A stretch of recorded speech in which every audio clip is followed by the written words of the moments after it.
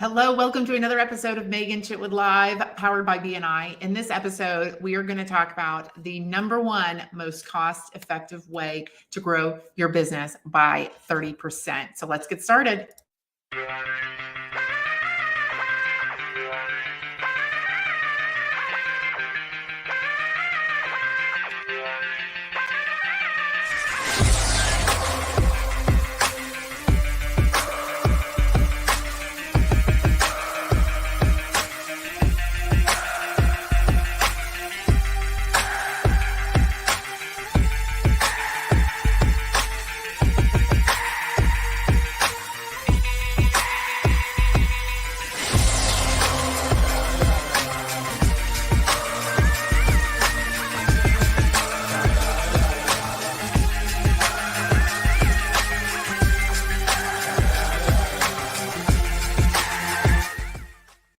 You can catch us every Monday. We have changed the time every Monday at 9 a.m. Central Time to get your week off started just right. And so that you can potentially use some of this information going forward in your week this week. So what is the number one most cost-effective way to build your business and grow your business by 30%? That is referrals.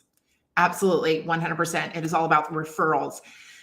Now, if you go into Google and you search referrals or how to get more referrals, every single thing on the homepage is going to be about getting more referrals from your customers.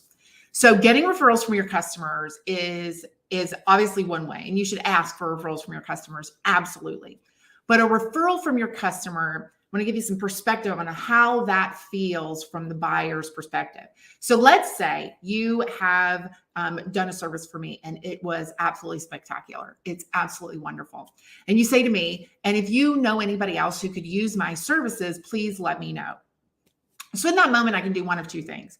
One, I can say, well, you did landscaping for me. Let's see, my neighbor's yard looks like, doesn't look so good. Maybe my neighbor might want to look at it. Or let's see, my sister, my mom, who else do I know? And I pretty much am already working way too hard because I know the value of referrals to try and help you find a referral. But the thing that can be kind of uncomfortable with asking is that I don't know if my neighbor or my mom or my sister need landscaping. And you're asking me to give you the name of and phone number for them right now when I don't even know if they need landscaping. So a lot of times our customer says, no, thank you. Or no, I don't really know anybody, or they just don't respond to that. So let's rethink getting referrals. And for BNI members out there, this is going to be something that you're going to say, yeah, no kidding. It is much easier and better to get referrals from other people who want referrals too. So your customer, in many cases, I live in Huntsville, Alabama, where I say you're either an engineer or you're married to one, and I happen to be both. So most of the time, the people that we know in our social circles are not in business. So if they're not in business, they don't understand referrals. But if I bring together a group of people who are all in business, all of us want referrals, right? Every single one of us want referrals. So if I know the value of a referral as a business person, as business owner, and you know the value of referrals as a business owner, now we can look at each other and say, okay, so how can we get each other more referrals? How do we get each other more referrals? Now, again, for the BNI members, you guys get this, right? This is what we do in BNI, but I want you to think outside of BNI. And for those of you who are not BNI members, I want you to think about how you can do that today without BNI because you're not in BNI. So this needs to be a thing that you do on a consistent basis. You need to be constantly looking for relationships you can build that are mutually beneficial. Okay, it's mutually beneficial for me to pass you business and you to pass me referrals. And so obviously I'm in. If you want to pass me referrals proactively, I'll be more than happy to pass you referrals proactively also. So what does this look like? What this looks like is thinking about people who are already talking to your customer. Who are people already talking to your customer? In BNI, we call these contact spheres. These are a group of people who do not have overlapping professions, but we all talk to the same customer. Let me give you several examples just to help this be really, really clear for you. If if I am a wedding photographer and I obviously am marketing to brides, right? So I'm going to go to a bridal show in order to get more business. I'm going to go to a bridal show. So bridal shows happen a few times a year, right? That's great. You get a huge list of leads of people who are getting married. That is absolutely awesome. Huge thing for you to do if you are in the wedding industry. What do you do in between those shows? Well, in between those shows, go and find, if I'm a high-end photographer, I'll use my vendors from many years ago, from 2009, as examples. My photographer was very interesting. She didn't just like pose your normal poses. We had all kinds of interesting things. And in fact, my mom's favorite picture was a picture of actually my husband and I looking away from each other because she says it shows independence of me. So anyway, but my wedding photographer was willing to do some really creative things with us. So and my florist also did very creative things. My flowers were not normal. Were not your normal typical thing that you would normally see in a wedding. So those two people could easily pass business to each other because they're aligned on, one, we're in the wedding industry, but two, we also have this uniqueness to it. So if they're going to love your photography, they're going to love my flowers. Similarly with an event venue. Okay, what's the flavor of the event venue that would be for that particular bride? And so you start aligning yourself. You start looking and saying, or you even start asking your bride, what other vendors have you used? Because that bride says all of you are perfect for my wedding. So all of you could be perfect for passing referrals to each other. Let me give you another example. Let's say you're a CPA and you like helping new businesses set themselves up. All right, so now we're talking about a CPA who's focused on new businesses. What else does a new business need to do? What else are they looking for? Maybe they're setting up, maybe it's an attorney, so that the attorney can set up the articles of incorporation, and then we've got the CPA working with them closely. And there's business insurance that's needed. May or may not need a brick or mortar store. So that's commercial real estate. And if it is commercial real estate, then that leads to telecommunications, right? And we need to set up our phone systems and our internet and all those kinds of things. So when you start looking and saying, I like working with new business owners. What does a new business owner really need to get started? Those are all people that you can look at in your industry and say, which one or two of those people really align with my values and really align with what I'm trying to accomplish with my customer?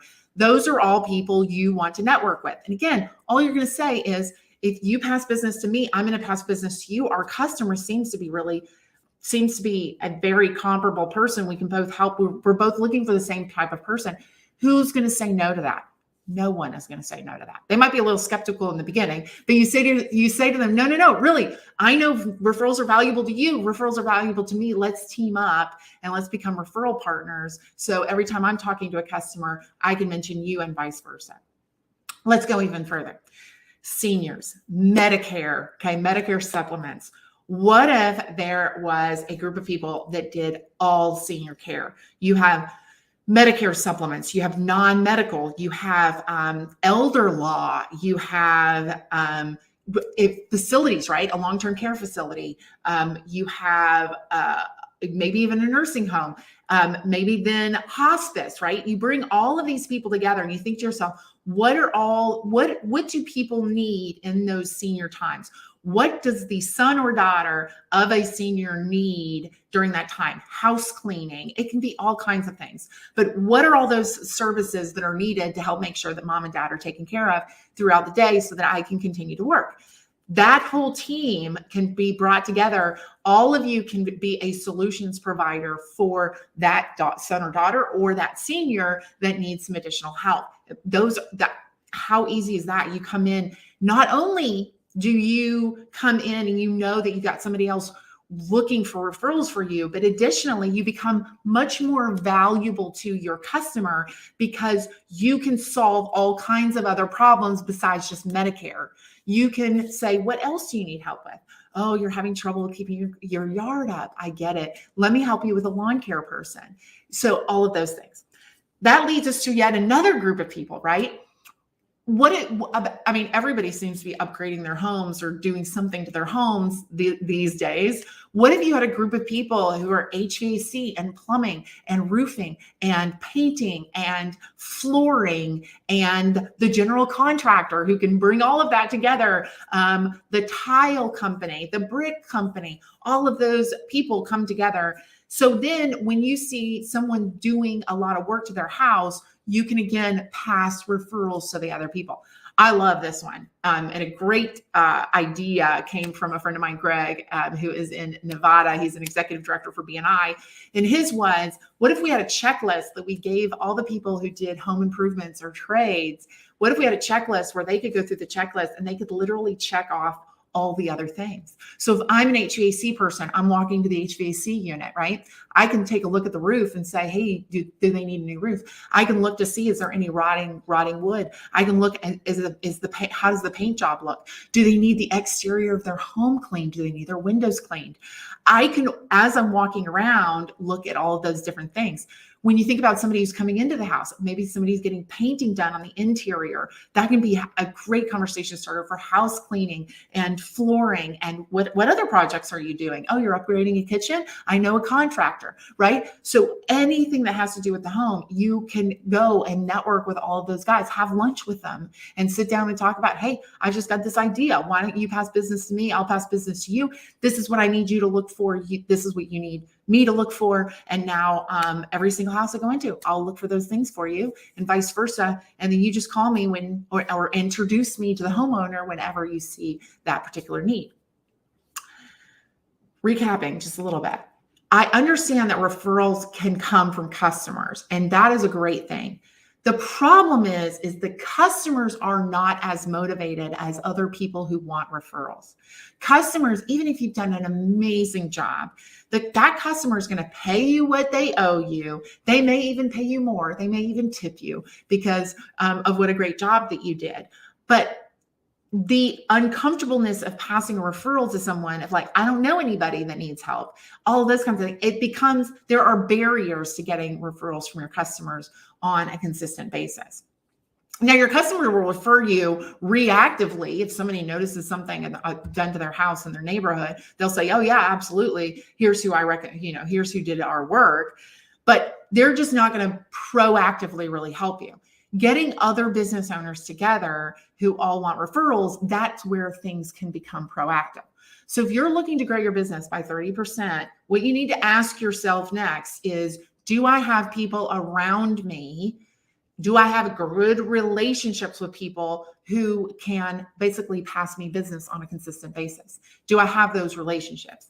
If the answer is no, come back next week for the next video, because I'm going to tell you exactly how to start building those relationships with people so they do ultimately want to help you. So right now, if you know people who are in your space, go ahead and say, let's set up a referral relationship. Let's talk about let's brainstorm how we can really help each other. Let me take you to lunch. And if not, I'm going to teach you, like I said, next week on exactly how to build those relationships so that you can start identifying and build this referral network around you consistently. All right, we'll see you next week. Again, to talk about how to build relationships. And then a week after that, we're going to talk about what are all the steps of the referral process so that you can see exactly what those steps are. That will be a 7-part series as we go as well. So with that, I hope you have a fantastic week, and be sure to come back next week for more on how to grow your business by 30% or more.